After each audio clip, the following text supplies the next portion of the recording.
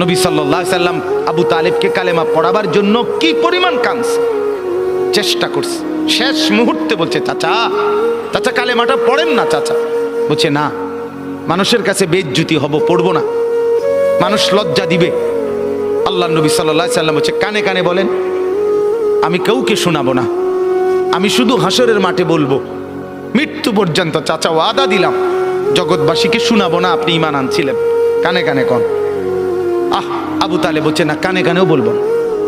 এবার নবী বলে চোখের পানি ফেলতে ফেলতে, চাচা এমনও কইতেন না তো, ঠিক আছে চাচা আমি কালেমাটা পড়ি, আপনি শুধু ঠোঁটটা নাড়েন, আপনি শুধু ঠোঁটটা নাড়বেন, আমি হাসরের দিন বলবো মাওলা আমার চাচা কালেমা পড়ছিল এজন্য ঠোঁট নাড়ছে, এর সুযোগ দেন। চাচা বলছে না না না, আমি ঠোঁটও নাড়বো না। আল্লাহ নবী তখন অঝরে কাঁদতেছিলেন আর চোখের পানি ফেলে বললেন, চাচা আপনি জাহান্নামের আগুনে জ্বলবেন, আমি সইব কেমন? আবু তালেব নাফরমান তখন কি বলছে জানেন? আন্নারু খায়রুম মিনাল আর। মুহাম্মদ, মানুষের কাছে লজ্জা পাওয়ার চাইতে আগুনে জ্বলা অনেক ভালো। বাপ, নিজেদের জিন্দেগিতে একবার ভাইবা দেখেন, আমিও ভাবি আপনিও ভাবেন এমন আচরণ আমার মধ্যে আছে কিনা। 3 দিন ধরে যে বাড়িতে মেয়ের বিয়েতে, ছেলের বিয়েতে যে ডেক সেট বাজাইলেন, কারে খুশি করার জন্য? হ্যাঁ, 1 লক্ষ টাকার গেট, এরপরে গায়ে হলুদের এই নগ্ন অনুষ্ঠান কার জন্য করলেন? বেড়া বেড়ি সব, যুবক যুবতী সব একই মাইক্রো প্রাইভেট কারের ভিতরে যাতাযাতি করে বহাইয়া একখান থেকে একখানে নিলেন, কার জন্য?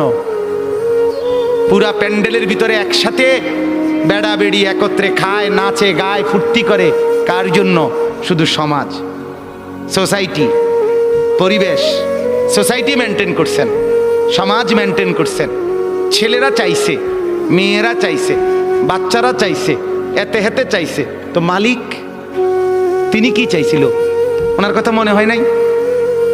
রাসূল সাল্লাল্লাহু আলাইহি সাল্লাম, তার কথা মনে হয় নাই? বলেন, কিয়ামতের দিন নবী সাল্লাল্লাহু আলাইহি ওয়াসাল্লামের কাছে কোরআনে আছে, ফাকাইফা ইদা জিনা মিন কুল্লি উম্মাতিন বিশাহিদ ওয়া জিনা বিকা আলা হাউলা'i শাহীদা।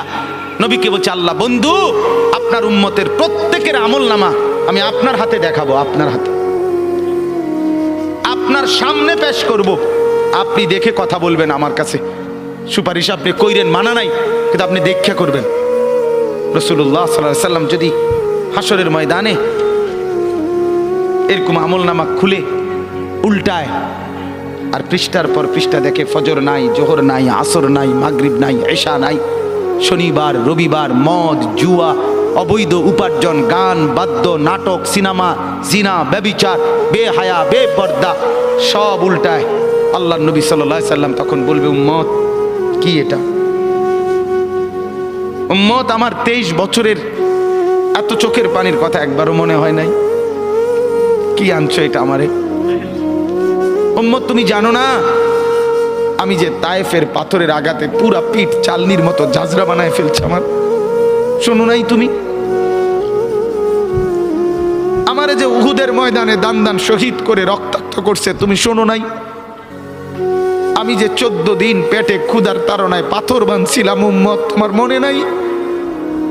একবারও শোনো নাই আমার ক্ষুধার কষ্ট, আমার পিঠের ব্যথা, আমার দাঁতের ব্যথা, আমার কাঁধে 2টা কড়া ঢুকে গেছে? উম্মত, আমার ঘরে 3 মাস আল্লাহর নবীর স্ত্রী আয়েশা বলছে, আল্লাহর কসম উম্মত, নবীর স্ত্রী বলছে 3 মাস 3টা চাঁদ উঠছে ডুবছে, রাইনা হেলালান সুম্মা হেলালান সুম্মা হেলালান, 3 চাঁদ 3 মাসে নবীর 9 জন বিবির কারো ঘরে আম্মা জান আয়েশা বলে 1 ফোঁটা চুলায় আগুন জ্বলে নাই।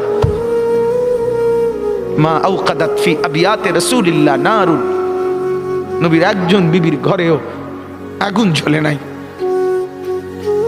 আল্লাহ নবীর স্ত্রী আয়েশা একদিন বলছিল নবীকে পিঠে হাত বুলাইয়া, ইয়া রাসূলুল্লাহ, স্বামী আপনার পিঠ ছিদ্র ছিদ্র কেন? পুরা পিঠ চালনির মতো ছিদ্র ছিদ্র কেন? আপনার কি ছোটবেলায় বসন্ত রোগ হয়েছিল, গোটা হয়েছিল। আল্লাহর নবী চোখের পানি ফেলে বলছে, আয়েশা তুমি জানো না আমার এই পবিত্র দেহে তো কোনোদিন মশাও বসে না, মাছিও বসে না, পোকা বসবে কেমনে? আমার পবিত্র দেহে তো হাঁটলে মেশকের গ্রান বের হয়, আমার পেশাব পায়খানাও তো কোনোদিন জমিনের উপরে 1 সেকেন্ড থাকে না, মাটি ফাঁক করে ভেতরে নিয়ে যায়, সেই আমার গায়ে গোটা হবে কেন? আয়েশা এগুলো আমার তায়েফের পাথরের আঘাতের রক্তের দাগ।